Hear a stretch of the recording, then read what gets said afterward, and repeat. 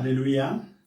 Amin'ny fifaliana lehibe indray lasina babalala no ianona amintsika amin'izao fotoanano izao a falibe indray tenako iana aminao eto androany anatin'izao fandarantsika vavaka fiambena zay raha no fandarana andramika izao a ny akiradio a epika manatinatin'ny vavaka fiambenana dia ny groupe zemary isy ihany koa zay miaraka aminay a mantotosan'izao fandarana izao fandraisana anjara isan-karazany da itompitsika rehetrarehetra dia falibe a miaona aminao eto a ary dia tononoko amintsika rehetrarehetra zay mandray an'ity fandarana ty any tokantrano andray ny fahasoavan'Andriamanitra ny fiadanan'i Kristy any anapaka anatin'ny fotsika tsirairay so anatin'ny tokantranontsika rehetrarehetra ao dia antenaiko fa hitondra fahasoavana ho anao indray ny fiarahantsika eto anatin'izao tenin'Andriamanitra zay ho zaraina izao fandarana izay ampitaina amintsika tsirairay avy ka dia tahin'ny tompo a isika menakavy dia mahereza maharetatra amin'ny farany raha androany anao vao tonga eto dia teteny aminao hoe tsy kisendrasendra na tongavanao eto fa tena misy raha ilan'ny tompo anao ary matoka fa raha mifantoka tsara ianao mety atao anatin'ity fandarana ity ny hahenonao bisik'Andriamanitra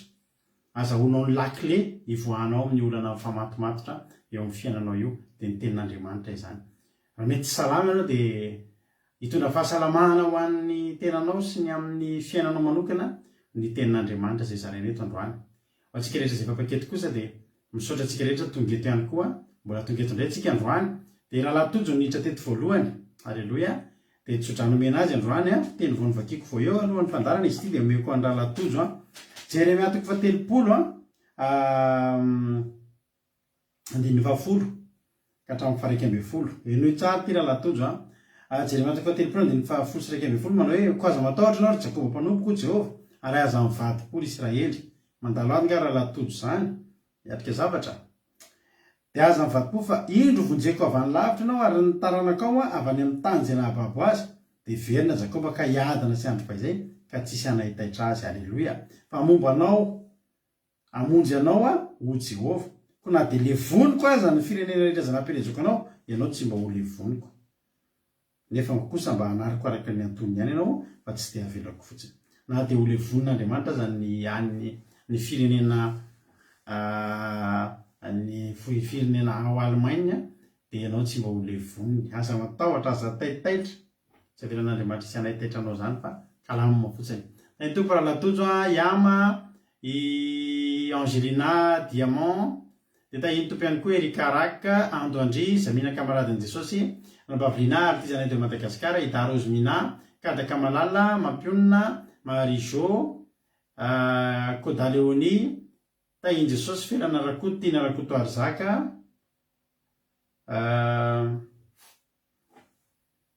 Erika Raka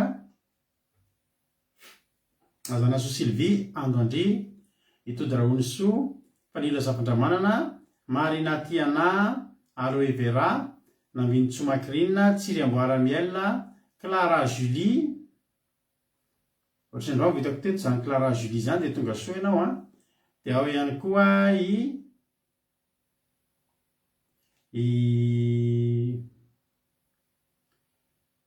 Lasolo. Raha Antarina Marie Charline, tsy azo adonona, Falra Heritovo, Andonirina Suzelle, Razana Monika, samy hafa ny zavatra hitako amin'ny écranko samihafa anako samihafa taonko. Andonirina Suzelle, Jessica Patitsi, Razana Monika, telo nisy hoe Clara Julie iny a, tsy hitako atsony zao izy a. Tonga soa ianao a. I Jonathan, Clara Julie, mbola io izy fa hitako. Clotilde, tonga soa. Lonira Volonirina, Tainde Sosy, Lantonirina, Angelina Diamant, faharoa ny Angelina, Lantonirina, Marina Tiana, Lonira Volonirina, Ranabavy, zarazara ondry tojo a. Selina Rosemina, Razanasoa Sylvie, Sandola.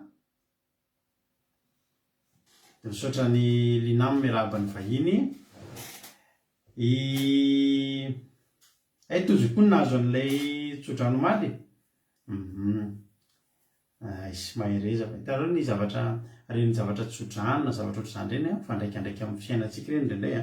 Nandray tena ilaitsika reny mihitsy zavatra ilaina manoloana ny zavatra izay ohatrehantsika.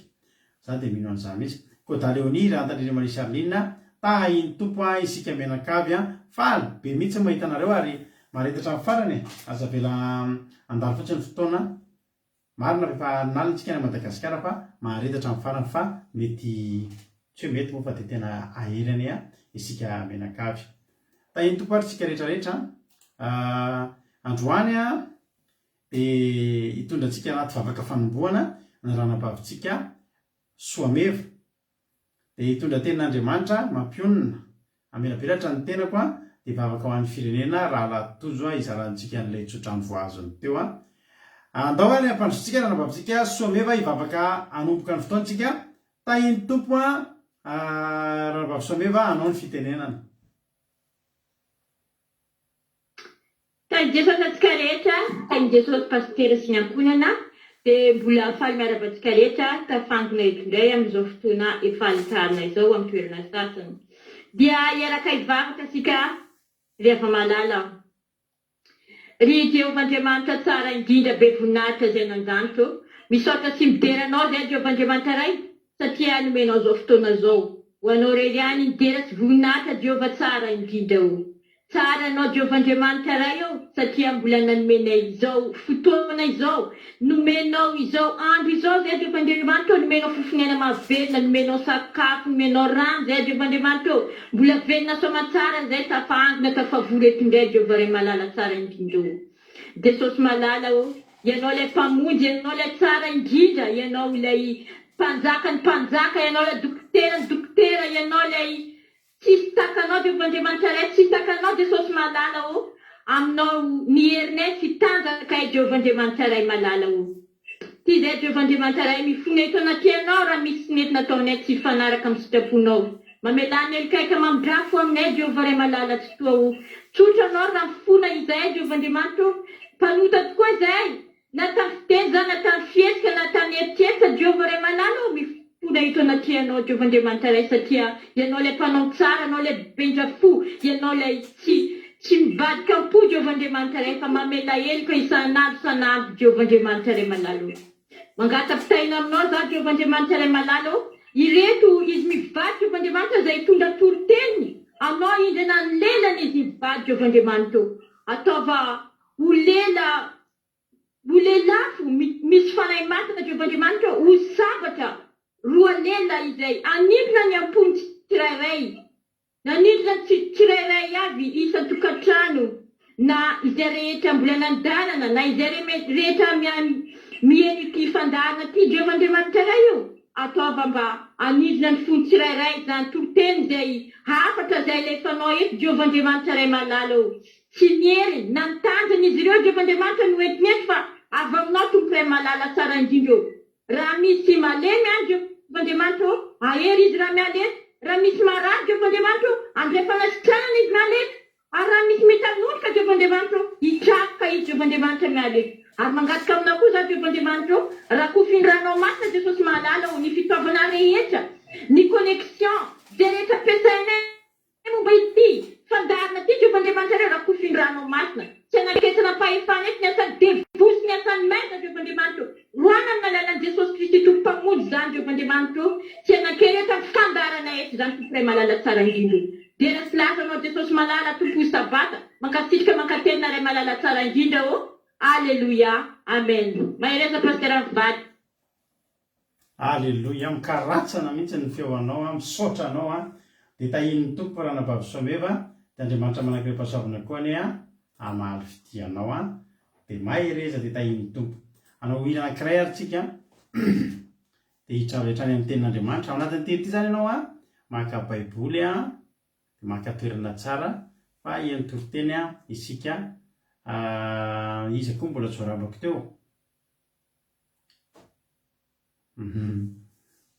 Mampiasa telefônina telo dia miandry live. Zay miditra voalohany ireo zay mbola tsy malala, zay tafiditra voalohany misoratra eny anarany, izy mijery voalohany dia mahazo an'izay tsotrano zay. Dia ho an'ny tsofintsika rano an'ny izy moa fanindra zavatra manana izy rapitso. Halleluia. Ndao ary tahin' Jesosy ary meno finaritra daholo dia hiditra amin'ny toritetsika ao aoriana an'ity iray ity. Firambo avao meno finaritra.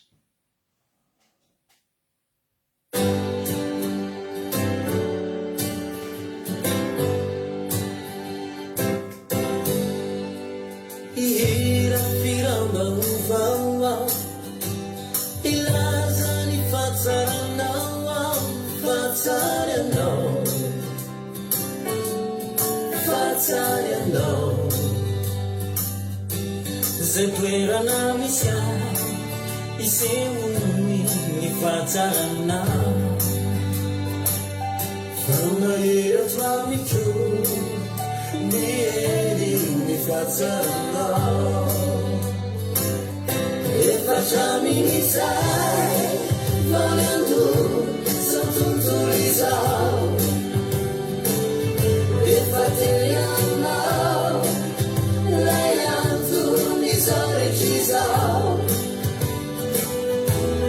Jesus yana nuwa tunikela ku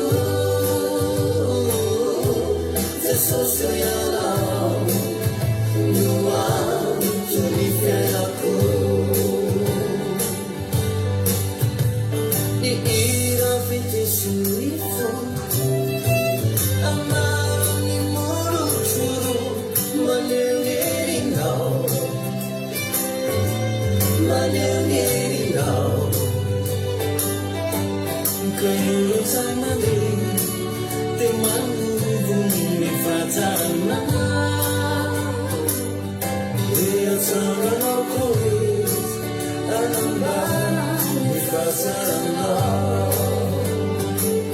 efachami ni sai manandu santunturizao Fratelliana, l'aiuto di sare cisao, se sostiana, nuova tu mi fiera tu, se sostiana, nuova tu mi fiera tu.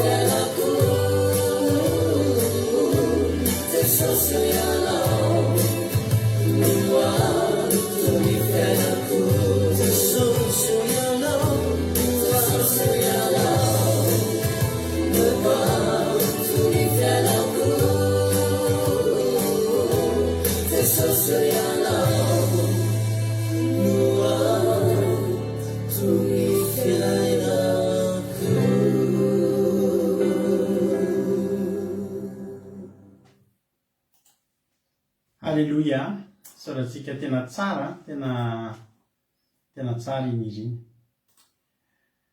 Hitra amin'ny ten'Andriamanitra ary tsika. Marina mihitsy hoe efa hatramin'izay dia efa teo Andriamanitra anton'izao rehetra rehetra izao. Ary Jesosy ny anton'ny fiainantsika. Mahafinaritra be ilay tononkira. Dia ho tahiny tompo ary tsika mianakavy, ndao ary tsika hiditra amin'ny ten'Andriamanitra. Dia ampandrosoantsika mampionina hitondratsika ao anaty ten'Andriamanitra. Dia ny filazana, inona moa zany ny filazana? Ohatrany tsy dia misy. Aloha rehefa tsisy dia tsy asiana. Ndao ary hiditra amin'ny ten'Andriamanitra tsika, tahiny tompo mampionina anao ny fitenena misaotra rana babilina tsara le hira. Ohatra style country kely. Linanga ty country ohatra anako. Za dia tena tia country be mihitsy. Ndao ary tahiny tompo ary mena mampionina ary ny fitenenana tahiny Jesosy. Ary tsy sakana.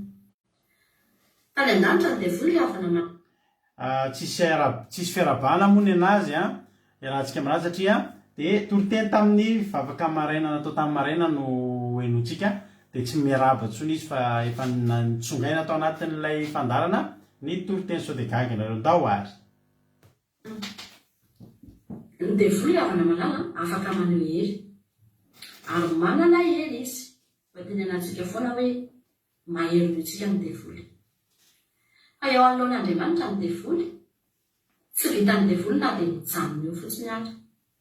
Tsy maneho hery eo anatrehan'Andriamanitra ny devoly tsy maneho hery akory, fa na dia mijanona eo akaikin'Andriamanitra ary tsy mety amin'ny devoly ary tsy zakana. Tany an-danitra ny devoly havana malala. Dia rehefa mivadika tamin'Andriamanitra fotsiny izy, Losifera rehefa nanohitra an'Andriamanitra. Dia izao, na hoe ela na hoaingana, tsy ho tafajanona tany an-danitra mihitsy ny devoly. Satria aminy fitoeran'Andriamanitra. Andriamanitra mipetraka any. Hitany Andriamanitra hoe lanitra ny seza fiandriananao ary ny tany no fitoerany tongotrao. Alleluia. Izany hoe na roviana zany na roviana. Ka mivadika tamin'Andriamanitra Losifera dia tsy ho tavelany an-danitra mihitsy izy. Satria tsy mety. Tsy afaka mipetraka, tsy afaka mitoetra eo amin'ny toerana misy an'Andriamanitra izany ny havana ny devoly. Losifera tsy afaka mipetraka ao, tsy afaka miray trano.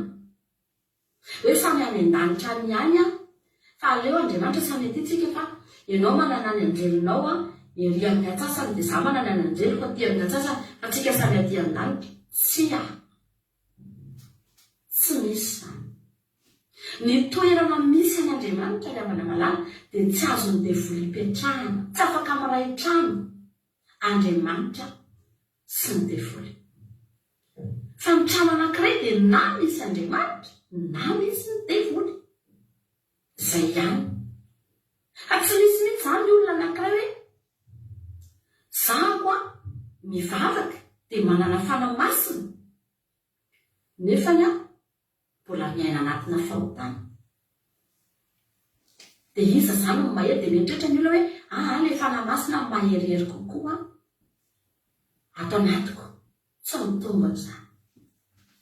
Fa Andriamanitra, ny momba an'Andriamanitra, ny fitoeran'Andriamanitra dia tsy afaka misy fanatrehan'ny devoly zany satria ny devoly tsy mahapetraka eo. Halleluia. Ary zany mihitsy ny toritentsika androany. Hoe tsy hijery ten'Andriamanitra any amin'ny Samuela voalohany. Samuela voalohany toko fahenina ny jerentsika. andiny faharoapolo Samuela voalohany toko fahina andiny faharoapolo dia vakitsika amin'ny anaran'i Jesosy manao hoe ary hoy ny mponina tao Betisemesy iza no mahajanona eo anoloan'izao Jehovah-Andriamanitra masina izao. Halleluja. Iza no mahajanona eo anoloan'izao Jehovah-Andriamanitra masina izao. Talohan'io dia nisy tantarany tranga ny ama. Nisy tantara lava be ny tranga vatsy talohan'io e. Jerenao tsara vadio ny baibolinao ambadika ao. Dia jerentsika Samuela voalohany toko fahadimy. Tsika hoe voafetra ny fotoana fa na izany ara dia zahako vakiana ihany ilay izy satria mahafinaritra be ilay tantara. Samuela voalohany toko fahadimy anie jerentsika amin'ny anaran'i Jesosy ny sola mandry dia mivaky izao manao hoe ny namelezan'Andriamanitra ny Filistiny no namabony ny fiara sy ny namerenan'ny Filistina azy. Nobabony Filistina zany ilay fiaran'i Jehovah, fiaran'ny faneken'Andriamanitra izay taratry ny fanatrehan'Andriamanitra. Tsy taratry ny fanatrehan'ny zanak'Israely fa taratry ny fanatrehan'Andriamanitra ny fiaran'ny fanekeny dia nobabony Filistina. Mieritreritra ny Filistina fa azontsika atao ny mambaba io, azontsika atao ny maka an'io dia nanay nobabony. Dia rehefa vakitsika amin'izay ilay teny ny anaran'i Jesosy. Ny anaran'i Jesosy manao hoe andininy voalohany Samuela voalohany toko fahadimy andininy voalohany. Dia nalain'ny Filistina ho fiaran'Andriamanitra ka nentin'ny ala tany Ebenezera ho any Asdoda. Raha tsy misy baiboly ao dia mihaino tsara fotsiny ianao dia azonao ilay tantara. Ary no rehefa azo Filistina ho fiaran'Andriamanitra dia nentiny tao hatramin'ny Dagona izy. Izy dia ny fo maraina koa. Izy Dagona potraka ny akohaka tamin'ny tany teo alohan'ny fiaran'i Jehovah. Dia nareniny olona izy anapetrany teo amin'ny fitoerany indray. Ary no napitsiny iny indray dia ny fo maraina koa ny olona ka izy Dagona potraka ny akohaka indray tamin'ny tany teo alohan'ny fiaran'i Jehovah. Ary tapaka teo amin'ny tokoa nambaravarana ny lohan'ny Dagona sy ny felatana ny loha ary ny terabeany any sisy. Zay ny tsy antsahan'ny mpisolon'ny Dagona na izay miditra ao an-tranony ny tokoa nambaravarany Dagona ao Asdoda mandraka androany. Ary navesatra tamin'ny Asdoda ny tanan'i Jehovah fa nandringa anazy izy. Ary nasiany vainy tao Asdoda sy ny tamin'ny faritany rehetra. Efa nentin'ny Filistina zany ilay fiaran'ny fanekena dia nameny nentiny tao amin'ny Dagona. Izany Dagona zany dia andriamanitry ny Asdoda. Nentiny tao zany hoe zareo zany samy hafa firenena daholo dia samy manana ny andriamaniny dia zareo mifandray. Dia nentiny tao amin'ny andriamanitry ny Asdodita ny fiaran'ny faneken'Andriamanitra. Napetrany tao ohatra hoe sarivongana zany izy dia napetrany tao. Dia iny zavatra ny trano voalaza ny tenin'Andriamanitra fa nienjera ny tohaka teo amin'ilay fiaran'ny fanekena aloha ilay Dagona. Dia mbola naverina tamin'ny toerany any dia ny apitsiny iny nienjera indray dia samy tapaka ny lohany no tapaka ny tanany. Dia ny tena be ary sisy natahotra amin'izay ny Asdodita ilay mpanamalaina. Natahotra satria ny andriamaniny mihitsy no nienjera ny kohaka teo alohan'ny fiaran'ny faneken'i Jehovah. Alleluia. Izy ny tsy atahotra amin'izany ry havana malama. Olon-tsotra ny matahotra maika fa ny andriamanitra ilay olona ny andriamaniny mihitsy zay havana no menjera iny no mivavahany teo. Dia iny ny zavatra ny tranga. Toizantsika ny vateny andiny fafito. Ary rehefa hitan'ny mponina tao Asdoda fa nisy zany dia hoy izy aza vela hita eto amintsika ny fiaran'Andriamanitra ny Israely fa mavesatra amintsika sy amin'ny Dagona andriamanitsika amin'ny tanany. Alleluia.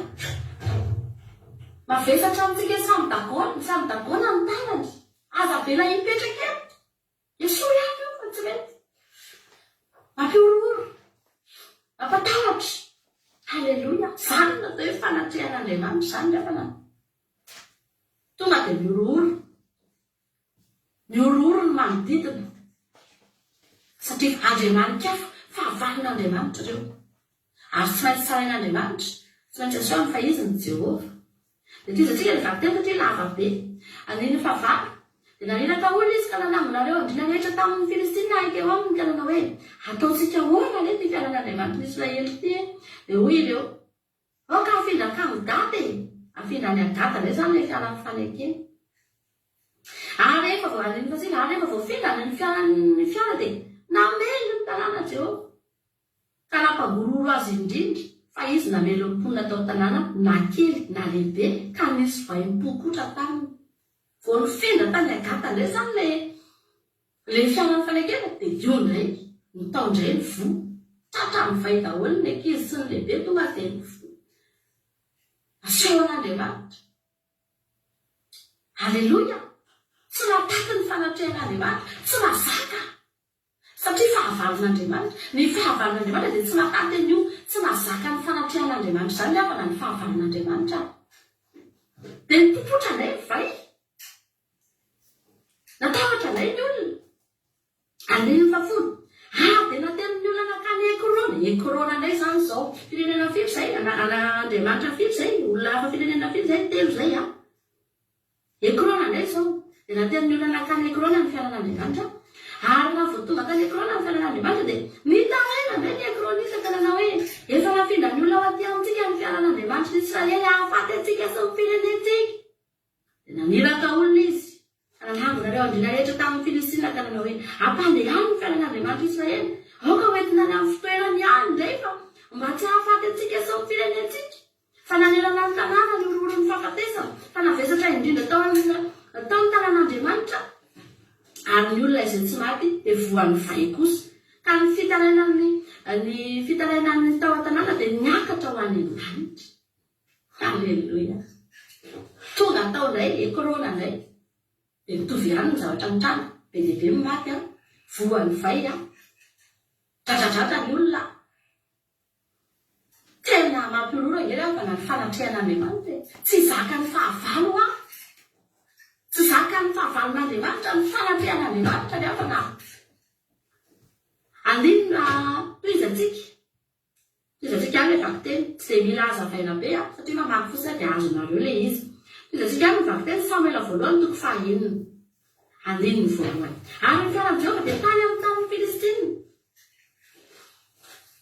Ny fiainan'i Jehova dia tany amin'ny tanin'ny Filistina fito volana.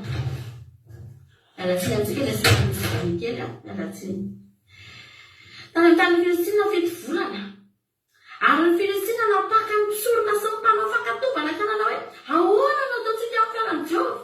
Lazao aminay izay anaterana azy ho any amin'ny fitoerana. Halleluia. Inona nefa nataony tany am-boalohany? Nambabo ireo ihany naka an'ilay fiainan'ny fanekena. Ohatran'ny hitaketo mihitsy. May ery naka an'ilay fiainan'ny fanekena dia nieritreritra hoe azonay ity a, babonay a, dia resinareo zanak'i Israely a ho hitantsika eo. Fa eto indray rehefa namanana, nalaina daholo amin'izay ny mpanao fakatovana izany olona tsongololom-bola tanàna, olona ankatavon'ny olona, olobe a, ohatr'indray hoe misy olona zao ohatr'indray tantarabe zany e. Ohatr'ireny. Dia nalaina daholo ny ombiasy sy ny tantarabe sy ny atao an-tanàna hoe inona ny atao amin'ity fiainan'ny faneken'Andriamanitra ity fa tena ahoana ny hamerenana azy hozy izy. Halleluia. Ka tsy amin'ny Filistina nge io rehefa tsy amin'ny Ekronita nge io e. Tsy amin'ny Asdodita, tsy amin'ny Gatita. Fa any Israely, any Jehova. Halleluia. Rehefa tsy any amin'ny taniny io, dia tsy mazaka ny figafa firenena. Tsy mazaka io ny fahavalon'Andriamanitra. Dia rano mihitsy rehefa ny Filistina tsy afaka hipetrahana io satria tsy hanazy io. Averena. Aleo averina fa izay ingana fa tsy mety. Ho faty eto tsika menakavy. Ripaka tsirairay tsika fa ndao averina. Halleluia. Dia inona natao? Nataony fomba rehetra. Tsy vakitsika intsony ny toyany. Nanao fanatitra ry zareo a. Dia niteny le mpanao fakataovana hoe nanatevy dia reto avy nataonareo manaovinareo fanatitra zao volamena sy ny sisa afaka vakianareo ny toyany tantara. Tena tonga fanatitra ny Filistina ilavana malala tena dia jerenao nge tonga dia dinganitsika ilay tenin'Andriamanitra tonga dia dinganitsika ery amin'ny andinina Samuela voalohany toko fahaenina nge tonga dia dinganitsika ery amin'ny andininy fahafito ambin'ny folo. Haleluia, fa afaka vakianareo manontolo anarana Jesosy. Ary izao ny samy volamena ny vaina tena ny Filistina ho fanatim-panorenana ho an'i Jehovah. Eo zany ilay zavatra nentina nampiarahana tamin'ny fianarany fanekeny hanaovana fanatitra ho an'Andriamanitra. Haleluia, satria matahotra dia fanatoranana Jehovah. Any Asdoda iray, ary any Gaza iray, any Askelona iray, ary any Gata iray, ary any Ekrona iray. Haleluia, le firenena rehetrarehetra miteteziny teo zany nahita fandringanana, nahita fampitehana noho ny fandalovana fianarany fanekeny. Samy nanao fanatitra, samy nanamboatra zavatra nentina namonerana ny adosony, nentina namonerana teo anatrehan'Andriamanitra le afana malala. Tsy Andriamanitra ireo Andriamanitra, tsy Andriamanitra ireo Jehova, fa zareo nanao fanatim-pamonenana satria manino matahotra an'Andriamanitra, miorooro, matahotra. Hoy ny ten'Andriamanitra araka ny isan'ny tanàna rehetra ny amin'ny Filistina izay anareo andriana dimy, amin'ny tanàna manga na ny vohitra ny velany ka hatramin'ny vato lehibe izay nametrahany fiainan'i Jehovah. Ary mbola ny atambaliny Joshua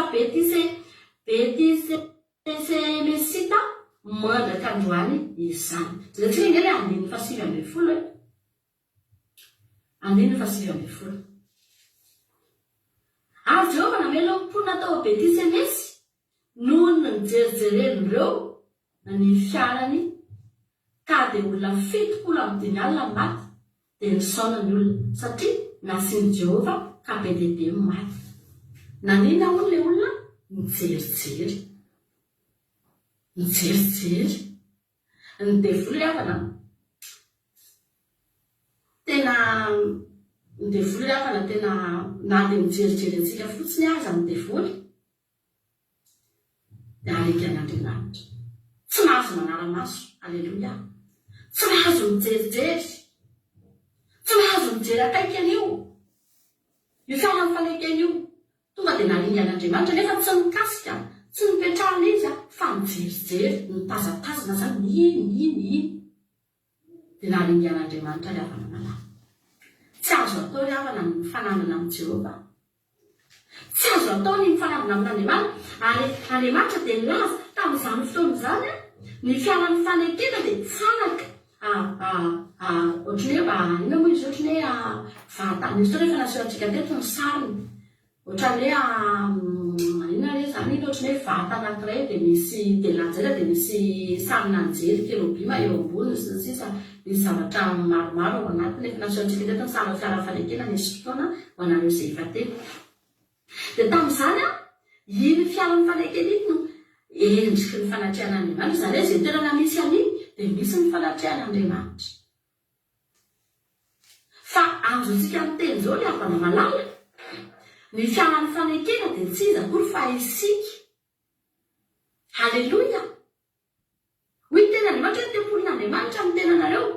Hoy Jesosy rehefa nifidy any Paoly nge jeretsika ny asan'ny apôstôly etoka fahelezana anao androany. Asan'ny apôstôly toko fahasivy andininy fahadimy ambin'ny folo. Asan'ny apôstôly toko fahasivy andininy fahadimy ambin'ny folo. Fa hoe ny tompo taminy mandehana fa fanaka voafidy izy ho fitondrana ny anarako eo anatrehan'ny jentilisa sy ny mpanjaka ary ny zanak'Israely.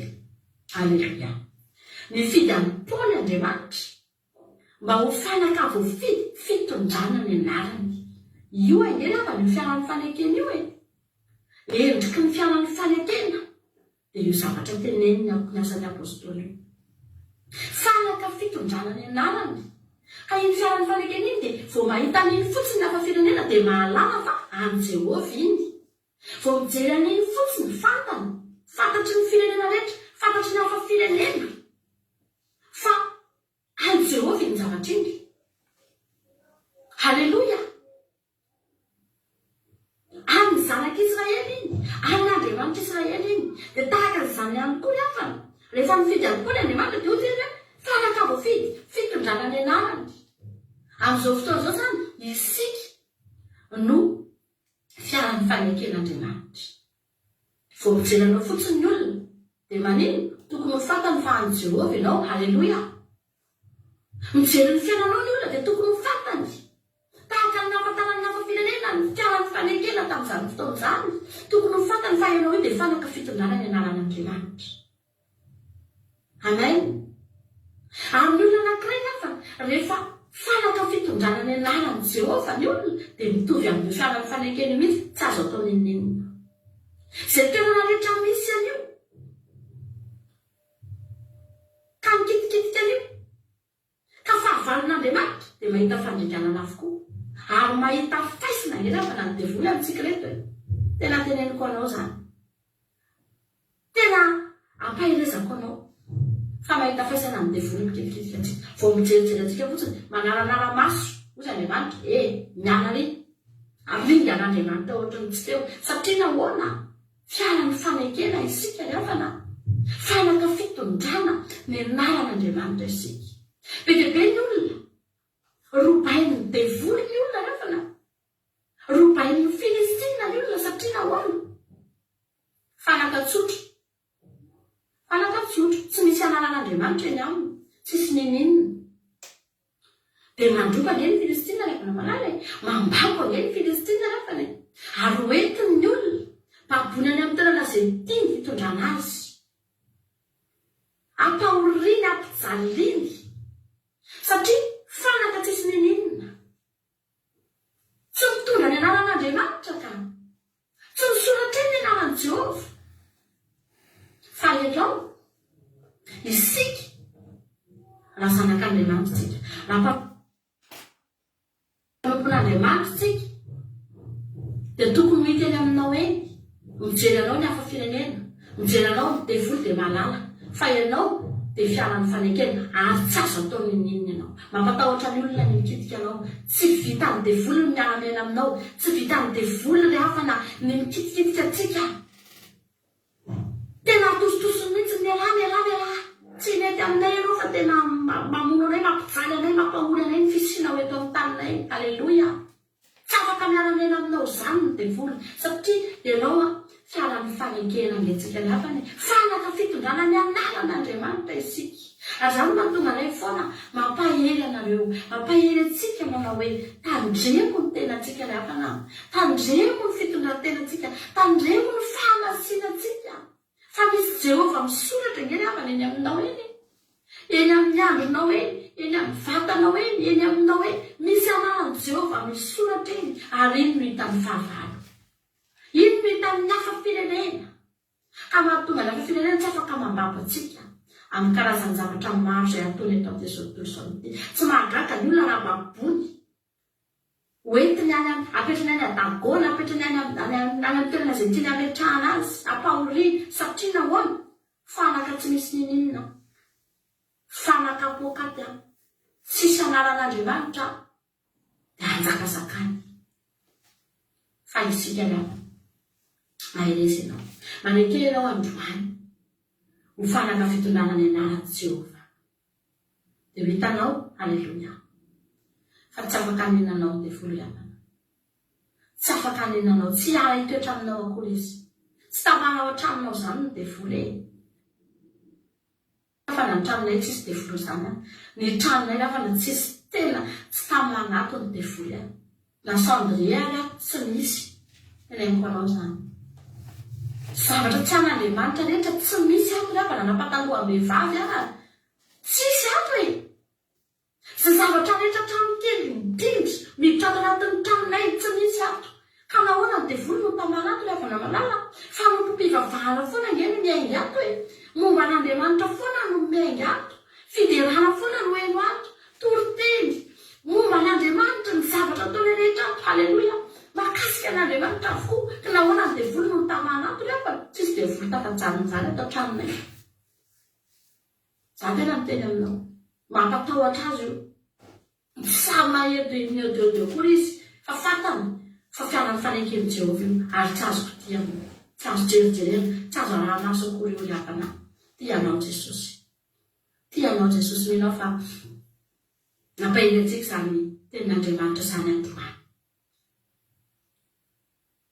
no tsika hivavaka amin'izao fotoana izao hivavaka tsika dia hiteny ao anatreha'Andriamanitra hoe tia halleloia manekenao ho fanaka fitondrana ny anaran'Andriamanitra mbola misy zavatra ny aminao any mety mbola ahafahany devoly mambabo ny fiainanao ahafahany Filistina mbola mambabo somaka ny fiainanao makapahany amin'ny fiainanao riavana malala riavako andatsika androany teny Jesosy io esory zay rehetra tsy nambolenao ato anatiko tsy afaka miaraka mipetraka amin'izany tsy afaka miaraka mipetraka amin'Andriamanitra ao anatinao ny devoly fa tsy maintsy miala ny devoly vao miditra izy tsy maintsy miala ny devoly vao afaka manjaka izy alleluia hivavakatsika anapany samy mivavakatsika Andriamanitra atolory ny tenanao amin'izao fotoana izao atolory ny tenanao androany alleluia Jesosy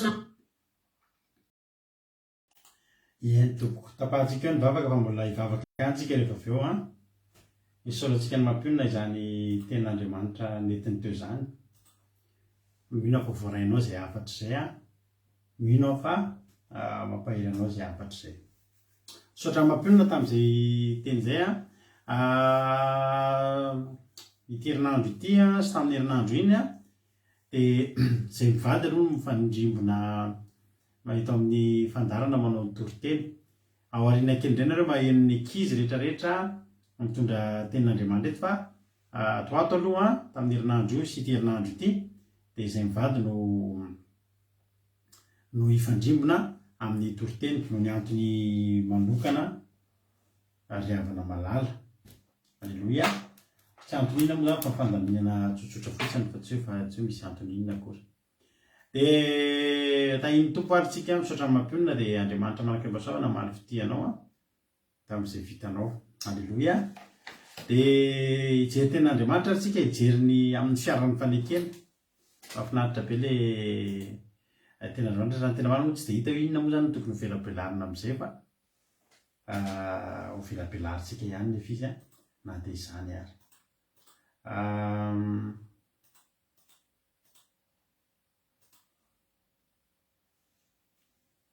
iresaka momba ny dagonitsika androany sy ny fiaran'ny fanekena alleluia atsika izay mety mbola tsy nalala hoe ohatrany ahoana zany fiaran'ny fanekena zany dia ohatrohatro zao ny endrika akaiky indrindra zany fiaran'ny fanekena zany misy an'reto kerobima reto dia vita misy takela-bolamena dia ao anatin'izy io misy ny vato fisaka roa misy ny dimy folo hijery momba an'izay moa tsika rehefa hoe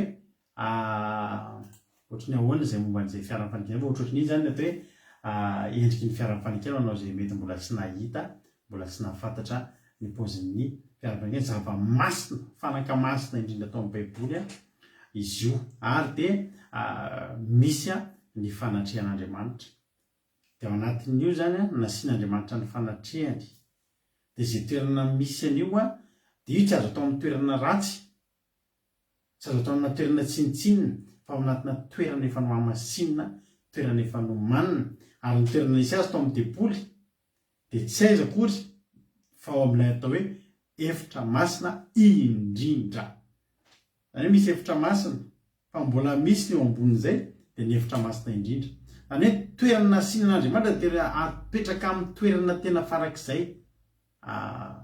ambony indrindra alleluia ile ten'Andriamanitra hoe mahafinaritra le ten'Andriamanitra amin'ny Samuela voalohany toko fahaenina manao hoe andininy faharoapolo rompony natao Betisemesy iza ny mahajanona eo anoloany zao Jehovahandriamanitra masina izao iza teto matsy dia zao noho ny jerijeren'ny olona amin'ny fiaran'Andriamanitra fotsiny dia maty ny 7 amby 5 alina 7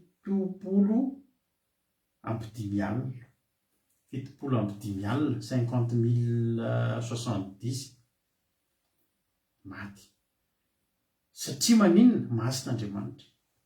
Angeravana mahatonga antsika faly rehefa hoe misaotra an'Andriamanitra rehefa ohatra hoe tonga ny andro sabata na tonga ny fotoana fahatsika mivavaka ohatr'izao hoe avelan'Andriamanitra isika. Miseho anatrehany mivavaka eo anoloany miantso ny anarany Jiosy ilay lehilahy mpamoretra izay nivavaka teo tokotanin'ny tempolo niaraka tamin'ilay lehilahy fariseo. Fa itretinao fa iny Jiosy iny tsy sany indrandra ny lanitra akory.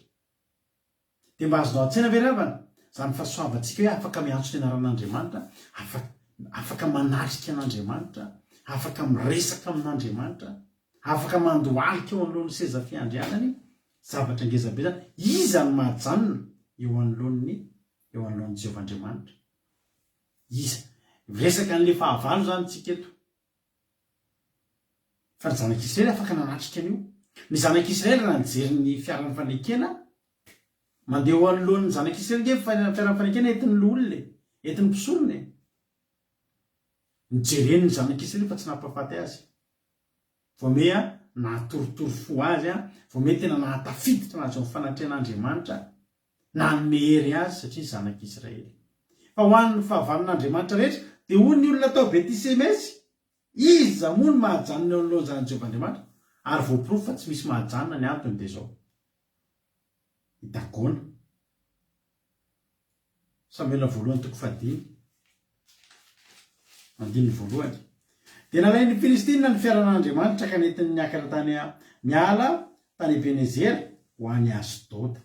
Ary rehefa azon'ny Filistina ny fiaran'Andriamanitra dia nentiny tao an-tranon'ny Dagona ka napetrany teo anilany. Iza moa Dagona? Dagona dia sampy mahery sy malaza indrindra tany amin'ny tany Filisty.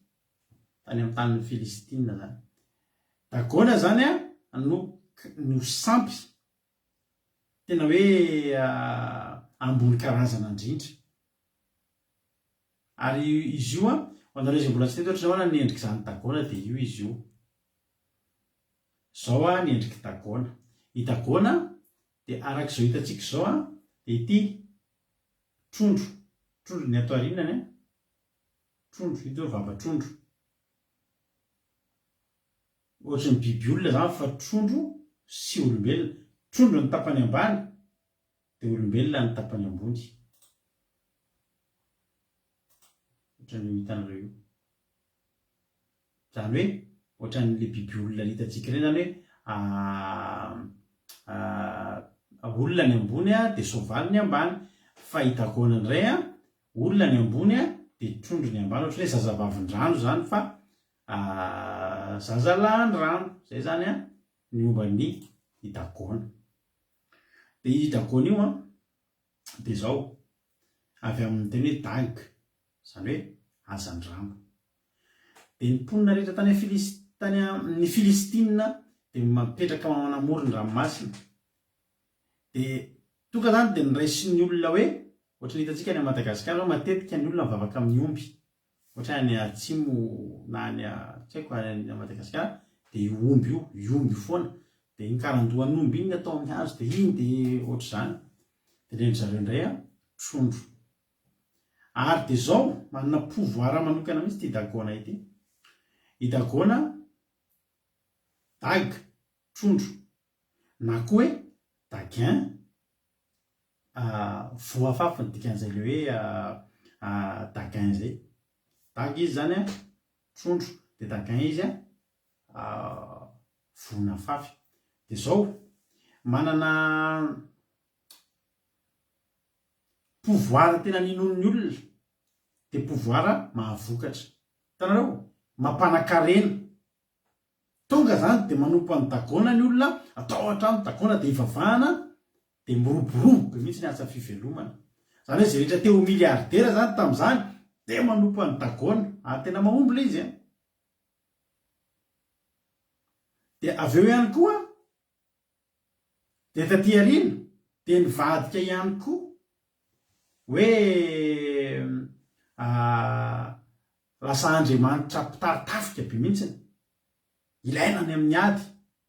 dia inona moa ravana zavatra ilain'ny olona tsy nompanankarina sy ny mahay ady ve teniny efa rano dagona dia lasa tonga dia narian'ny olona ny sampy rehetra sampy hafa fa alohan'ny olona mivavaka tamin'ny dagona ary tena sampy nahery tany amin'ny Filistina tany amin'ny mponina Filistina ny eken'ny Filistina rehetrarehetra ho manan-kery tsy misy ohatr'izany zany dagona ary i dagona koa dia mba nanana trano dia mba no hamasinina ny devonika ravana dia makatahaka izay ataon'Andriamanitra jerena tsara isika zao kristianina tsy mihina kisoa dia mimpanompo sampy koa tsy mihina kisoa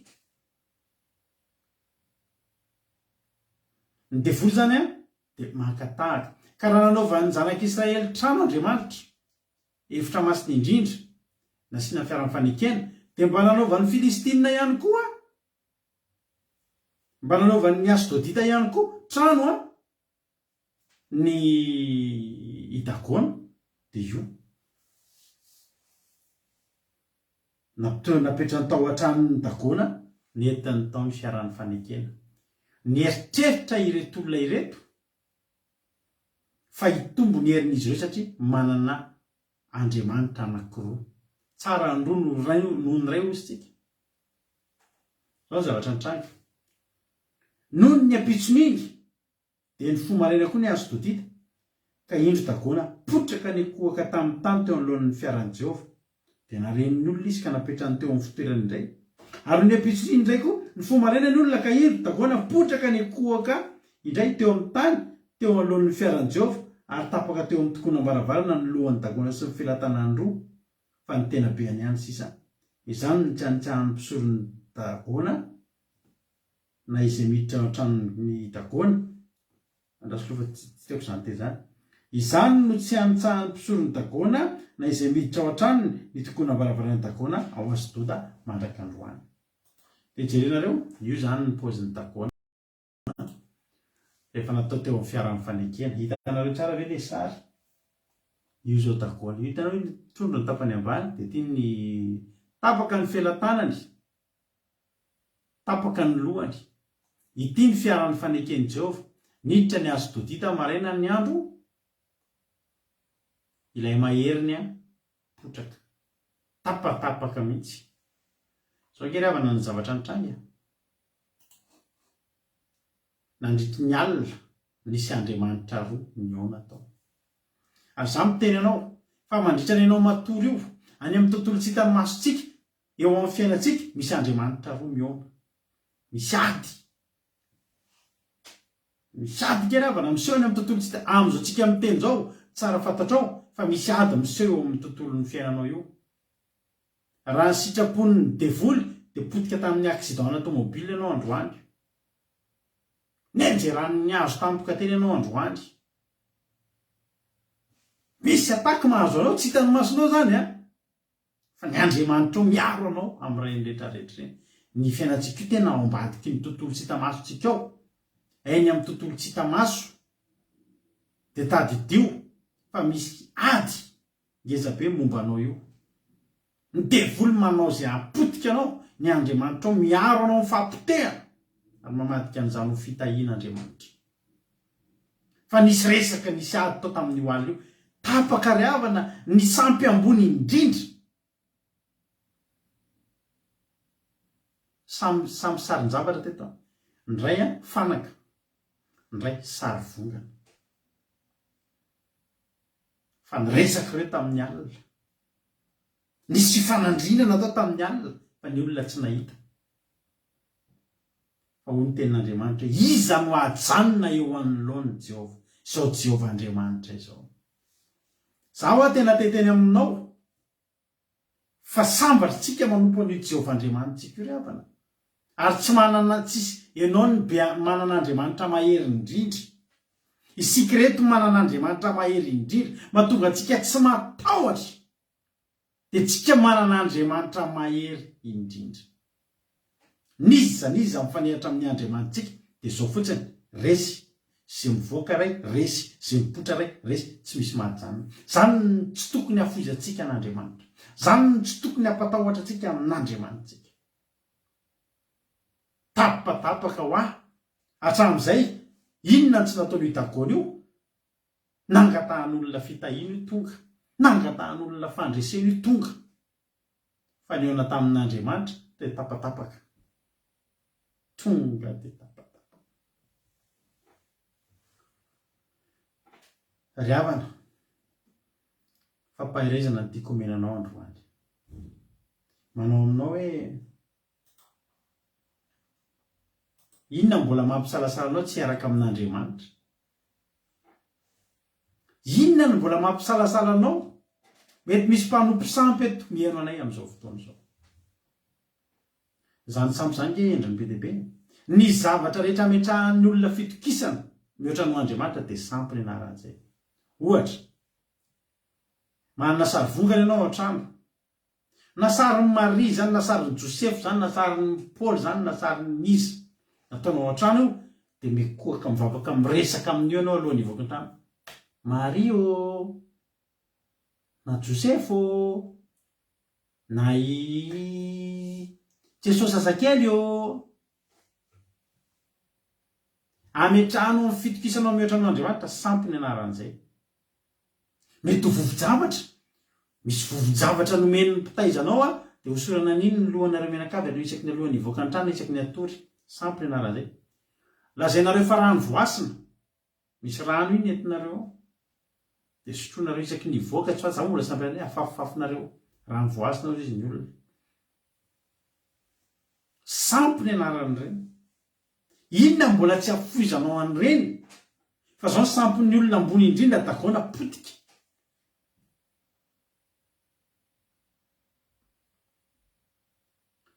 Mitombo moa zao isan'ny sampy. Misy an'itanao, misy any varotra aty zao aty antsika aty andafy aty, misy any varotra ny vakana ireny. Vakana maromaro, tsy hitanao hoe haingo tsara manahoana fa vakana tambatambatra zay izy. Dia amin'ny vazana hoe porte bonheur na hoe mitondra protection amin'ny fiainana.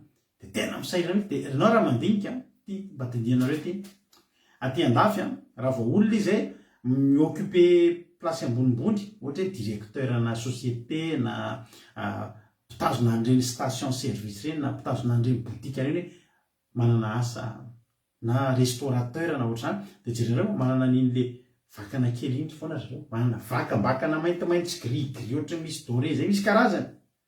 Ary misy amin'izareo manana be dia be, manana vakana ray aloha dia ampiana ray dia ampiana ray. Za manana mpiara-miasa maro, saiky ny sefosefo rehetra ao ampiasana anay manana an'iny daholo. Ary misy fotoana nanontaniako mihitsy moa, nanontaniako mihitsy hoe dia mitondra inona amin'ny fiainanao azy zao ty? Zaho izy hatramin'ny nanaovako an'ity tena nandroso be ny asako, nahazo promotion za, nandroso be mihitsy ny asako, matsangan-javatra, nividy trano asa ny sisa. Reny sampy ny anaran'ireny, reny koa sampy reny. Arao ny vazahanao an'ireny. Fa za mitodika amintsika rehetrarehetra tonga eto, tsy mahavonjy antsika reny. Tsy mahavonjy antsika reny. Ary raha miona amin'ny andro emantsika reny dia tapatapaka ny tanany, ny felan-tanany sy ny lohany. Vatabe any sisa no mijanona eo, mionga an'ireny. Mionga an'ireny. Mamparery ravana fa misy ary mpira evangelika manao an'ireny mba hanaro ny namanareo mpira evangelika mivakavakana an'ireny, ireny misy dikany daholo hoe tsy fahatokisa-teny ireny. Dia mitondra fahombiazana, dia ohatra hoe mpira ianao zany dia te hahazo olona be dia be. Dia manao ireny, ka dagoana ange fangatahana an'izany mihitsy. Ary dagoana tena nangatahany olona an'izany dia nanome an'izany. Hainy dagoana ange ny nanao an'izany ho an'ny Filistina. Fa ianao tsy Filistina, ianao tsy Asdodita, fa ianao zanak'Israely. Ravana.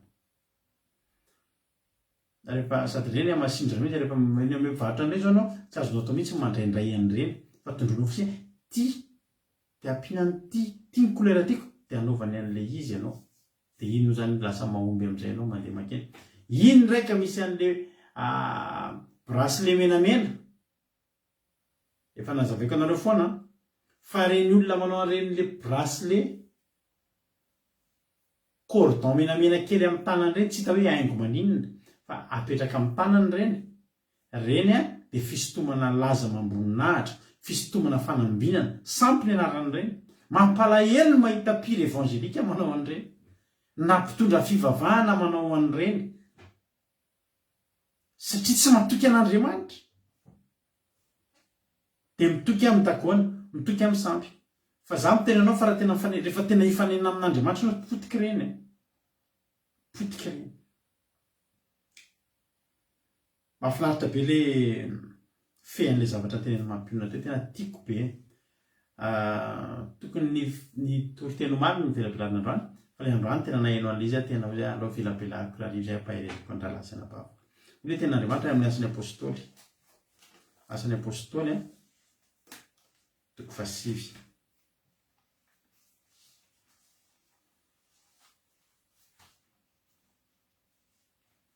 Vakitsika ilay asan'ny apôstôly izay nivakiny mampianatra asan'ny apôstôly toko 7 andiny 25 manao hoe hoy tompo taminy mandehana fa fanaka voafidy izy ho fitondrana ny anarako eo anatrehan'ny jentilisa sy ny mpanjaka ary ny zanak'Israely.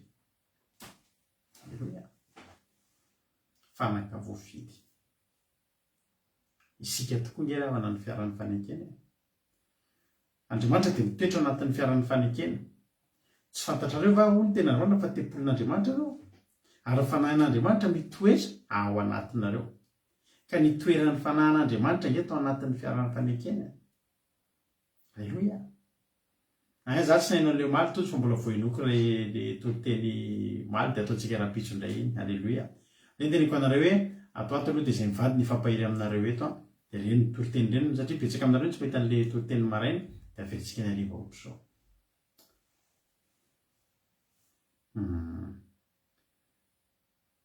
Fanaka voafidy iza dia ianao ary misy Andriamanitra ao anatintsika ao dia isika le fanaka isika le fiaran'ny fanekena. Ary tena marina zany iza sy ianao io dia tena misy herin'Andriamanitra tsy hay tohaina. Dia rehefa tsika mankany amin'ny fahavalontsika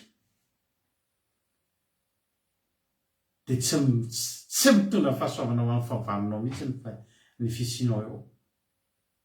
Ary tsy mahajanona eo anoloanao mihitsy ny fahavalonao. Raha misy olona eto mbola voahilikilika lava, voahilikilika isaky ny mandeha miasa dia voaroaka amin'ny asa hilikiliky ataon'olona tsinitsinina tsy mba atahoran'olona fa tevatevain'olona isan'andro tsy omen'olona ny haja dia tadidio fa mila mangataka amin'Andriamanitra hoe tompo hosoro fanaka fitondrana ny anaranao. Amin'ny fotoana ianao tena lasa fanaka hitondrana ny anaran'Andriamanitra fiaran'ny fanekena mandehandeha fa tena teneniko anao fa ny amin'izay arenao tonga dia milefitra eo anatrehanao nampiasa madinika indrindra ao amin'ny fiasana io ary ianao. Ary ilayntsika izany ry havana hoe tsika fiaran'ny fanekena mipetraka any amin'ny tsika izao aty amin'ny tanàna ny fahavalo fa ny toerana misy anao io ninona poste occupénao amin'io asanao io dia ianao men'olona ny voninahitra mendrika anao. Men'olona voninahitra atahoran'ny olona ajain'ny olona. Isaka any amin'ny Genesis any rehefa ny tany Gerara nifindra monina tany amin'ny tanàna atao hoe Gerara Isaka. Fa nataon'ny olona atao Gerara tsy nahatombona ao fa nitotofany ny azony, totofany ny lavadrano sy ny sisa. Fa tsy nampiontsina ny Isaka zany. Fa kio zany tantara zany tena manasa ny mihitsy mba avakio zany tantara zany fa tena tantara mahafinaritra zany. Meko anao ny verset.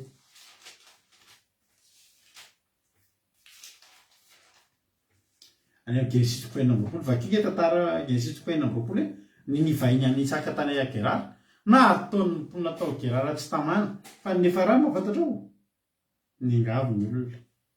Any amin'ny Genesis 4:20 andininy 5:20 dia hoy Abimeleka miala aty aminay fa ianao mahery lavitra noho izahay. Hitanareo nandeha teo Isaka mamafy izy fa tonga dia aiza moa izay teny izay. 20 amin'ilay Genesis 4:20 teo 20 dia namafy tamin'izany tany izany Isaka ka nahazo 100 heny tamin'izany taona zany. Taona anankiray dia tsy nampiasa vola fa tonga dia efa avo 100 heny. Ny olona mamboly mifofoho volo miampy emberina daholo na ny fody na ny voalavo na ny fadisoevitra avenareo ny président sinoa taloha leo be an'le vorona kely itsikitsika mpihinana vo izy dia vonony daholo ny vorona fa vao meo maty antoka ny sinoa fa aika ia reny vorony reny miaro ny volony a amin'ny voalavo mpihinana voly vonono ny vorona fa nanara-po ny voalavo natavy daholo ny voalavo ataony ny olona atao girara daholo zay hevitra rehetra ampiasaina ny karazana masomboly tena tsara ny zezika tena tsara iny misy olona anankiray eo fiarany fanekena mandehandeha mamafy indray mandeha ray taona fotsiny izy amin'io nefany tapenana ny lavadrano inona ny tsy atao azy ny fanampenana ny lavadranonao a ny etraketraka ataon'ny fahavaranao tsy mampaninina anao zany fa ny anjaranao mamafy dia mijinja avozato eny satria maninona fiarany fanekena ianao misy herin'andriamanitra tsy hay toaina ao anatinao manomboka aza matahotra ny etraketraky ny manodidina izany ianao fa ny manodidina etraketraka anao a vao mety eny aminao hoe tena tsy vitany mialay ianao eto fa tena mahery lavitra no zahay ianao milavo lefina eo anatrehanao ny favalo raha misy aminareo eto mbola ataon'olona tsinitsinina ataon'olona tsindry azo lena tena mangatamy vava ngamba ny ratsy zao ny toy a raha misy amin'ny sabata zao tsika miaraka amin'le fivavaka anankiray olona tsika mivavaka zay amin'ny sabata zao midirinareo anaty commencement aoriana ny fidianatana izy tena mampatsivinareo anazy raha misy olona osaosa eto ataon'olona tsinitsinina voahilikiliky ny olona tena hoe tsisy herin'andriamanitra mihitsy ny fiainana tena hivavaka ao anareo zay amin'io sabata manatra hoe commencement miaraka aminay midira zoom fa tena isy vavaka tena ho ataotsika mba hampatsivinareo anazy amin'ny sabata tena isy vavaka ho ataotsika hitsofana rano mba ho fiarany fanekena mahery vaika fa dagona zany ny andriamanitry ny hafa firenena tonga dia tapatapaka manoloana anao tsy hay toaina ho ahy ianao tsy hay toaina ary zao ny fiaran'ny fanekena ho an'ny fahavalon'andriamanitra nandripandripaka fa ho an'izay tian'andriamanitra na ninona re vo be dedo to vakitsika ny Samuela faharoa Samuela faharoa tsika zao Samuela faharoa toko fahaenina ka rehefa reny Davida zany fa nandripandripaka be ohatr' zany lay tody zany mampatsiahy anahako an'io amin'ny sabata tena isy vavaka ho ataotsika rehetrarehetra mba hatonga atsika rehetrarehetra ho fiaran'ny fanekena mahery vaika tena mahery vaika ny amin'izay alehantsika rehetra mitsofina rano zay osaosa rehetrarehetra eto olona marary lava olona ilikiliky ny olona lava impirina anambady ianao zao ahiliky ny vadinao ahiliky ny fianakaviany mbadinao ahiliky ny fianakaviany ianao anatin'ny fianakaviana le olona tsinitsinina mizara lova tany kely ry amin'ny tena farak'izay rekaiky ny trano fisainana ry nomen'olona anao dia ianao tsy afaka miteny vao miteny anao dia va tenen'ny olona inona ianareo atao akilabao tsy mahatohatra ninninina mangovitra lava iona amin'ny fahavalo io amin'ny sabata fotoanantsika spesial hitsofana rano amadianareo fanaka voafidy tena misy herin'andriamanitra tsamotsinona fotoanantsika raha zao zany no ataotsika fa tsy azo ekeny ianao kristianina tsy azo ekeny ianao miarotoro mivavaka eto zany misy tsy mahazo lova mihitsy tsy azo ekeny ianao miaraka aminay miarotoro eto foana nefa ianao tsy fiaran'ny fanekena ianao mandehandeha any fa rehefa ianao ny miona amin'ny fahavalonao to dia miondrika ny fahavalo ary rehefa ohatra ianao indray tondra fahasoavana angery avana ny fiaran'ny fanekena nitondra fahampotena ho an'ny fahavalo fa nitondra fahasoavana ho an'izay aty amin'ny kotehan'andriamanitra Samuela faharoa toko fahaenina tsika zao natahotra Davida Samuela faharoa toko fahaenina andininy fasivy ary Davida natahotra an' Jehovah tamin'izany androany ka nanao hoe nahoana no entina ty amiko ny fiaran'ny Jehovah satria nentina ho any zao matsy ny soramandry io inamindra Samuela faharoa toko fahaenina inamindrana ny fiaran'ny Jehovah nakany Jerosalema naveriny ny olona zay olona nahita loza reny zany eto renareo eto moa misy ny sasany amin'ireo mitondra falatitra mihitsy no andry Davida nomenay volona menay ombo nareo menina zavatra rehefa eto miverina le tsy tiana re fiaran'ny fanekena maty daholo zay hatramin'ny dagona raha potika dia nare an'izay koa davida dia natahotra asy zay nahazo any davida Samuela fahatoko faenina andiny fasivy ary davida natahotra any Jehova tamin'izany androany nanao hoe nahoana noentina ty amiko ny fiaran'ny Jehova ary davida tsy nentina mindra ny fiaran'ny Jehova ho any aminy taotana davida satria matahotra ny ho isy azo azy davida nga tsy mahafantatra ny Jehova fa navilona ohatra amin'ny Obed-Edoma Gatita iza moa Obed-Edoma dia Gatita fa ny aina tao amin'ity tanàna Israely Gatita zany dia avany Gata fa avalon'Andriamanitra ohatra ny Goliata saingy efa nirom-ponenana tao an-tanànan'i Davida zany hoe ohatra tsika fahavalon'Andriamanitra tapoka zany fahavalon'Andriamanitra tamin'ny fahotana tamin'ny fahampo-tsampy tamin'ny fanaovana tsinitsinina fa naninona efa tao amin'ny tontolon'Andriamanitra tsika zao misy amintsika ary mpamosavy taloha misy amintsika mety tsy fantatra tsony tsy azo anenjehana tsika zany Gatita isika fa Gatita Obed-Edoma Gatita efa ao amin'ny tontolon'Andriamanitra miaraba ny Gatita rehetrarehetra zay ato amin'ny tontolon'Andriamanitra miaraba ny Obed-Edoma rehetrarehetra izay ratsy taloha fa olom-baovao ankehitriny dia ozy Davida alefa zao amin'ny Obed-Edoma fa raha maninona mba Obed-Edoma manina fa tsy mba tsy Israelita satria Obed-Edoma tsy Israelita fa miara-monina amin'ny Israelita dia amin'izay zany raha mba maty zay lalany any lalana zay mahazo zany problème zany sy zay Obed-Edoma be nalefa tany amin'ny Obed-Edoma ny fiaran'ny fanekena inona ny toyany ary miperaka telo volana tao an-tranony Obed-Edoma Gatita amin'ny fiaran'ny Jehova ka dia nitahiny Jehova Obed-Edoma sy ny ankonany rehetra alleloia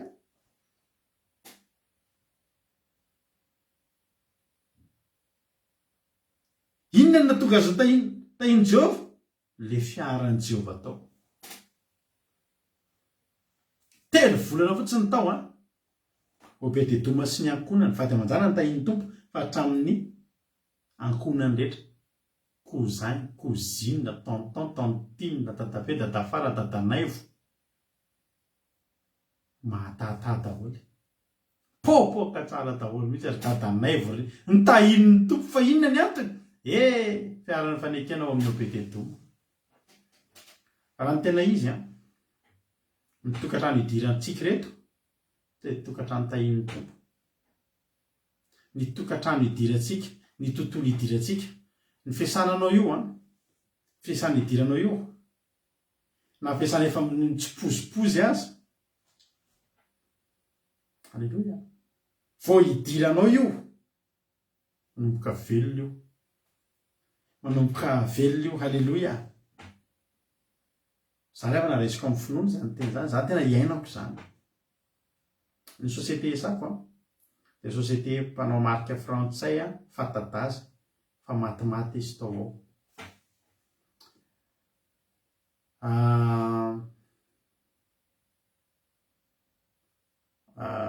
inona moa zany heritaona mahery zao ny esako tao fa za mahita maso ny lasa firoborobo mampiditra piasa be dehibe manitatra trano ary nahazo marché ngeza be zay tsy nisy ohatry zany satria dia sponsor officiel ny Jeux Olympiques 2024 ny fiasana misy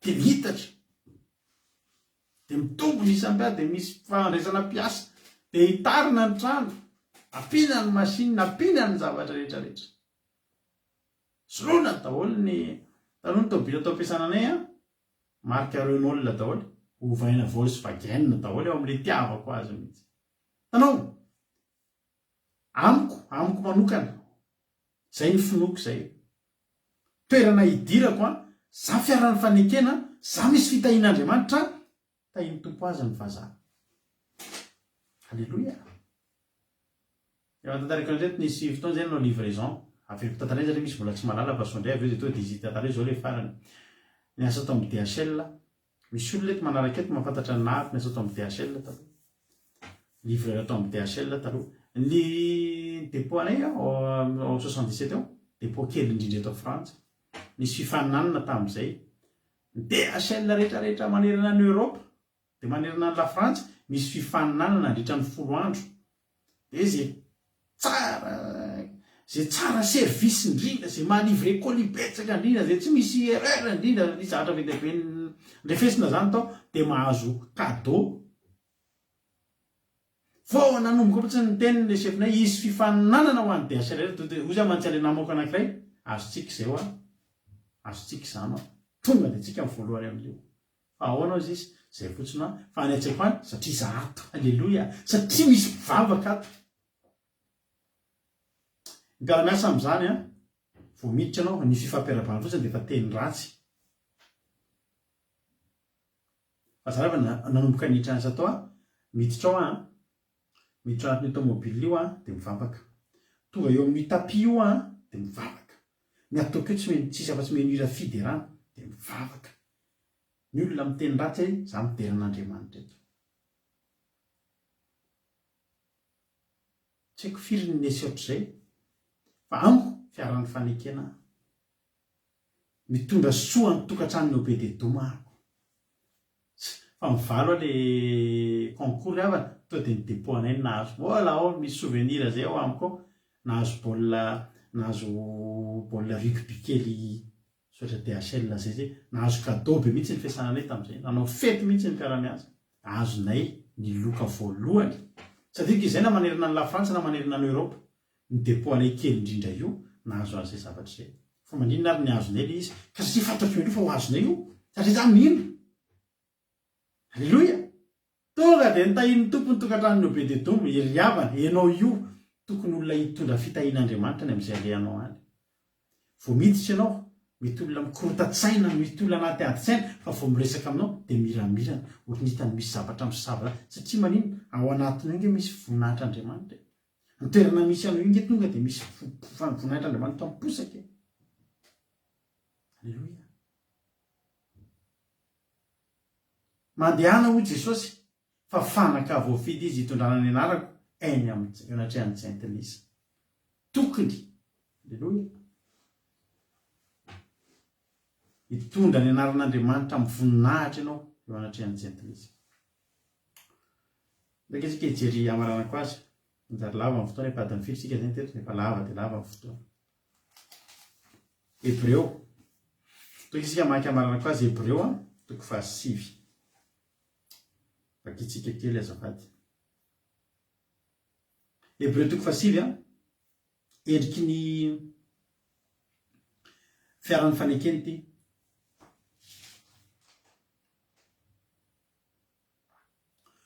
ny soramandry amin'ny Hebreo toko fa 8 aloha satria toy an'io de zao vakitsika ny soramandry fampitahana ny fanompom-pivavahana ataon'ny taberina kely araka ny lalàna Mosesy sy ny any an-danitra ny zavatra hitatsika ty zao a nampianarin'ny Mosesy atsika de ampitahina amin'ny any an-danitra de zavatra tety ihany no ataotsika tsika zao mitandrina sabaty tia tany hitandrina sabaty tsika ny an-danitra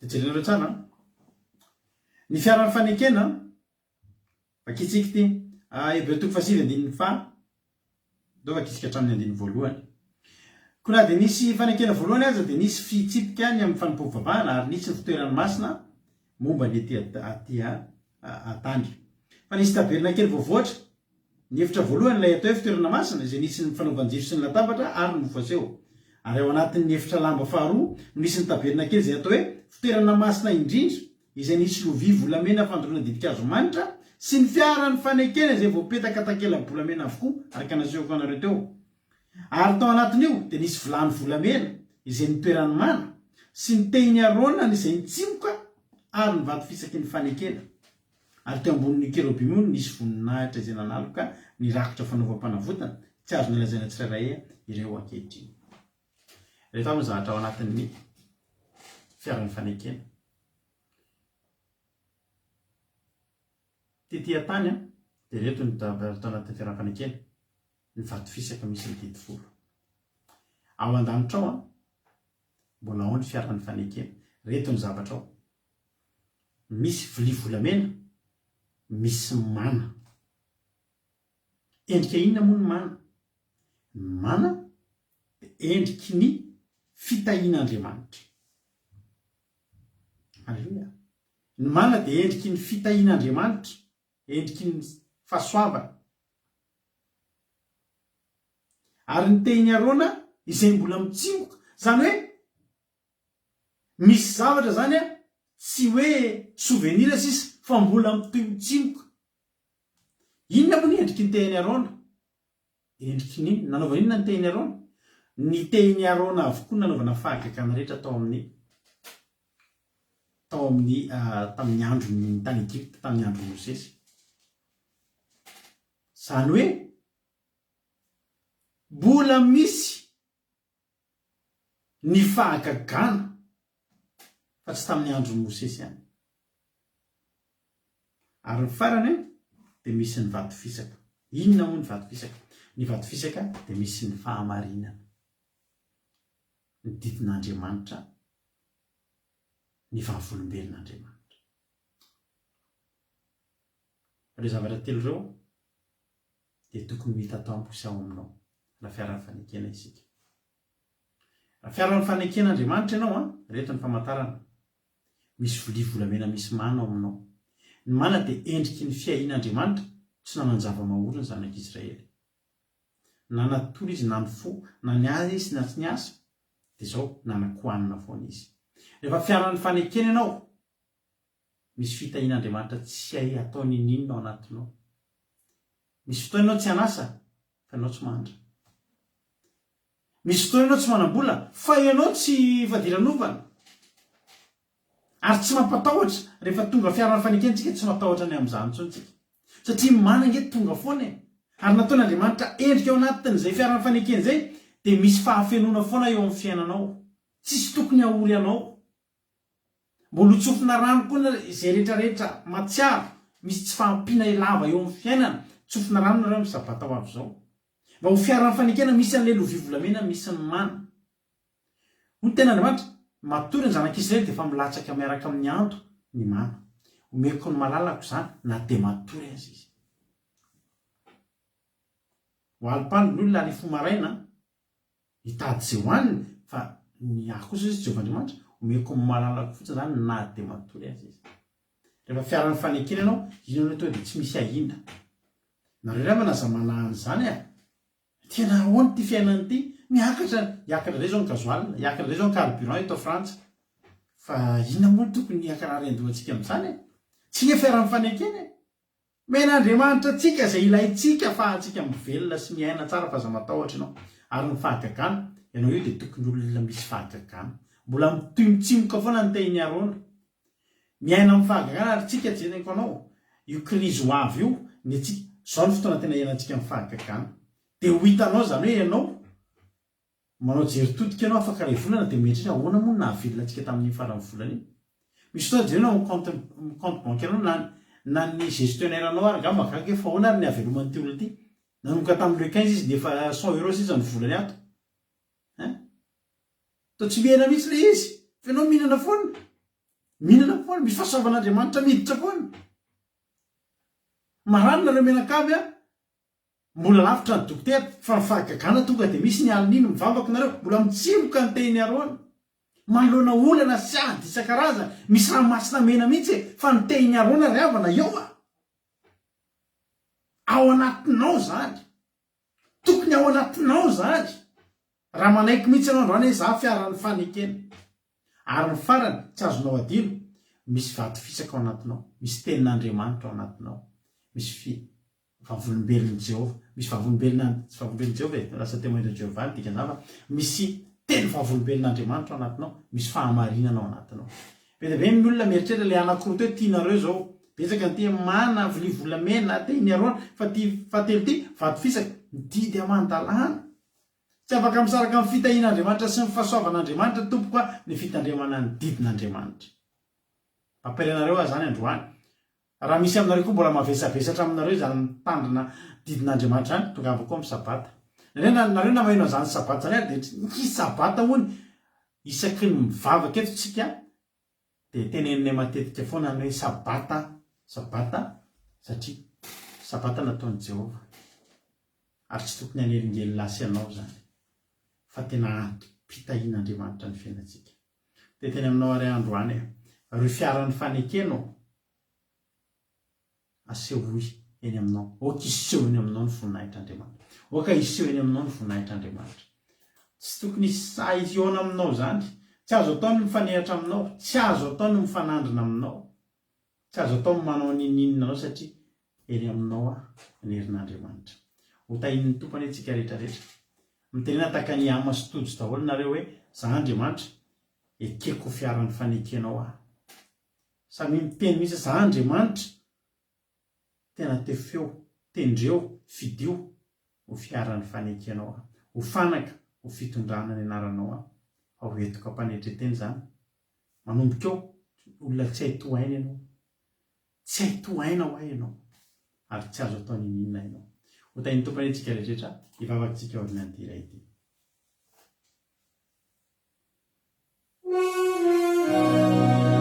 Alleluia.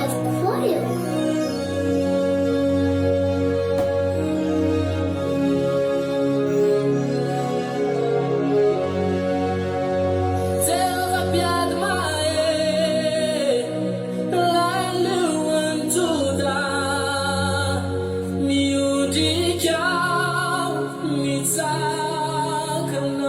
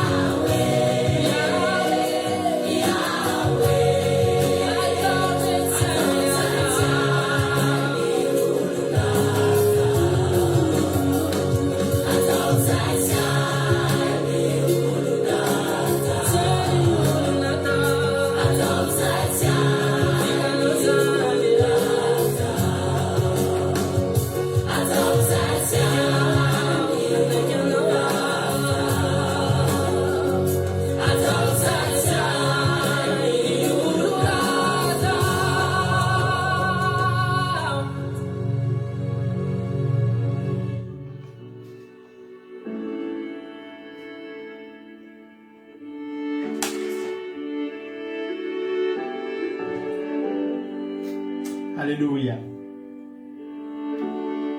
Sotra Jesosy sotra anao zay Jesosy satria tena miasa eo amin'ny fiainanay ianao.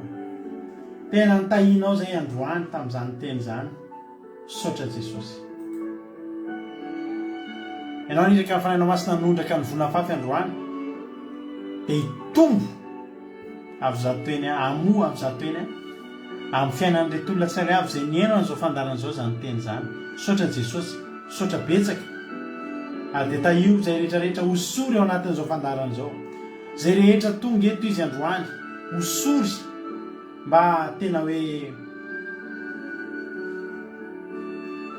ho fanaka fitondrana ny anaranao masina tokoa Andriamanitra. Hosory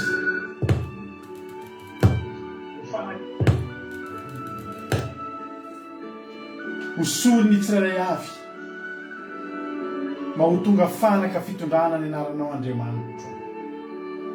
Mba ho naizanaiza lehanay Andriamanitra, naizanaiza lehanay na roviana Jehova, dia fanaka efa nofidinao zay ka naizanaiza toerana idiranay.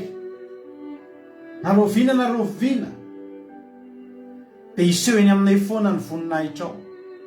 Raha hijery sy hibanjina anay ny olona, raha hampandrosanay ny olona, raha hifanerasera aminay ny olona, alleluia, dia iseho ny voninahitrao.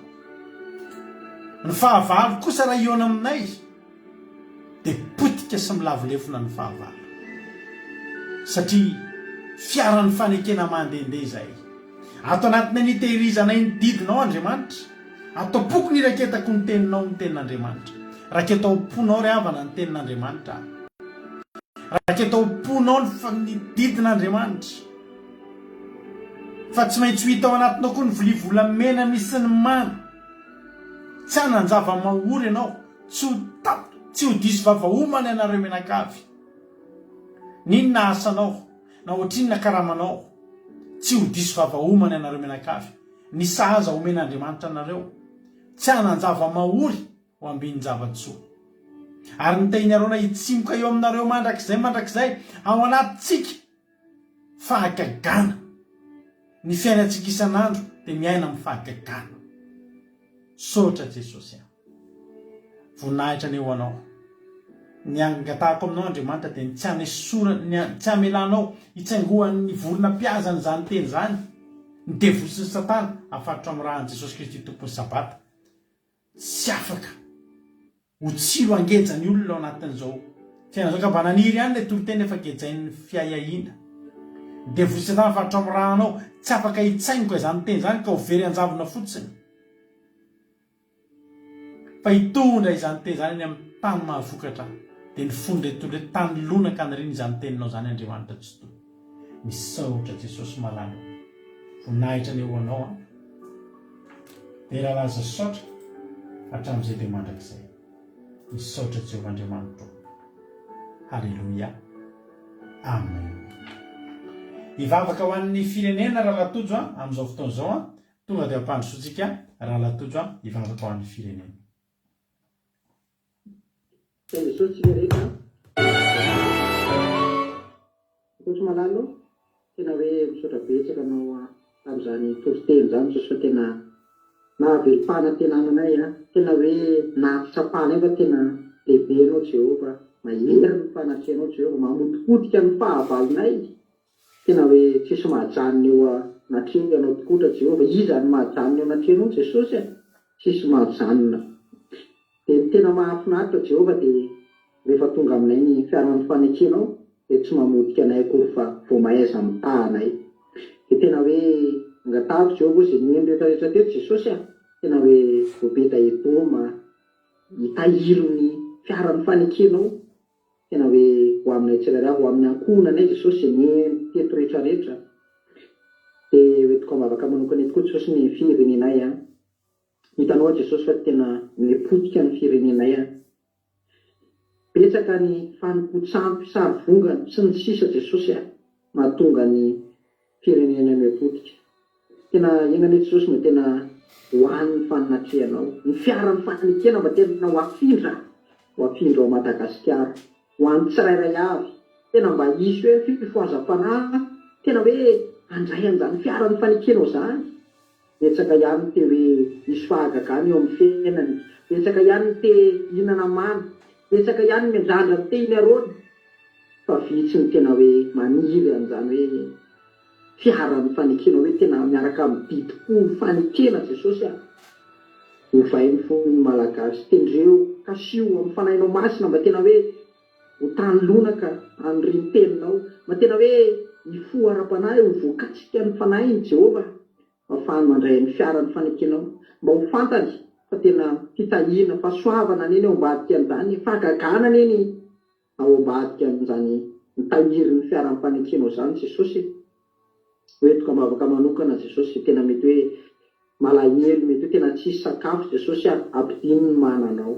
Hainao mampidina mana tamin'ny zanak'Israely, dia hainao koa mampidina mana Jesosy atsereo zay mety hoe tsy manana Jesosy iny an-dalana matory sy ny katra raha misy ny rehetrarehetra Jesosy, dia tena ianao ny ame an'ireny Jesosy. Eo ny marary Jesosy, ny fahagagana ny tena rona nampisaraka ranomasina, haiko Jesosy fa mahay mampisaraka koa ny aretina mivatany izay marary rehetra Jesosy, dia hainao no mikasika an'izany. Tena hoe tena hoe hiasa feno ao anatinay zany teninao zany Jesosy, dia misaotra betsaka nampitondra zany teny zany, tena hikasika amin'ny firenenay fa mila an'izany Jesosy ny firenenay, mila ny fiarany fanekenao mba hisy fahagagana iseho eo, satria raha tsy fahagagana Jesosy dia tena hipotika any ny firenenay. Tena miandrandra anao Jesosy hiasa feno amin'ny firenenay io. Dia misaotra betsaka Jesosy malalo, vonaritra teo anao, sandratana teo anao raha nisy tsy ho tony vavaka Jesosy, dia anao nameno an'izany amin'ny alehibiazan'ny famindraponao sy ny fitahinao ary ny fahasoavanao. Dia misaotra Jesosy malalo. Alleluia, amen. Alleluia, misaotra betsaka ny rahalatoditsika tamin'ny zavavaka matsiro fohy fa mamy mankasitraka rahalatoditsy, dia ho tahiny tompany ianao sy ny ankonanao tena hoe Jesosy amary fitenareo rehetrarehetra izay nandray anjara teto, tsy ambaka an'izany nareo rehetra izay niary tory niaritra an'izao fandaran'izao. Matoky fa anovan'ny tantaram-piainanareo indray ny toritentsika androany iny. Sa hoe tahiny tompo, raha mbola tsy tonga amin'ny rao lanitra Jesosy dia rapitso amin'ny 3 arivo tsika hiaraka amin'ny groupe izay maresy ao anatin'ny fandarana takariva mahafinaritra manomboka amin'ny 3 arivo eto Frantsa. Dia rapitso amin'ny 7 ora sasany io anamiko eto indray nareo anatin'izao fandarantsika vavaka fiambenana. Aza dino fa ny fiarahanao aminay tsy tapaka, afaka tsy tapitra raha mbola miditra miaino ao anatin'ny site web ny Akiradio ianao, akiradio.radio12345.com, akiradio.radio12345.com, ahafahanao miaino ny onjapeo Akiradio mandeha andro aman'alina isan'andro isan'andro, misy toritenysaky ny adiny 3 amin'ny 1 minitra 7 amin'ny 10 maraina. Rapitso amin'ny 10 maraina averinao zao fandaran'izao mbola te haka tsirony ianao na mbola 5 minitra amin'ny voalohany, dia amin'ny 1 minitra amin'ny 7 arivo. Samita iny tompo falibiany araka taminareo teto dia samy mahery samita iny tompo tsara mandro daholo tsika menakavy hiarika tontolo andro mahafinaritra be rapitso. Halleluia, amen.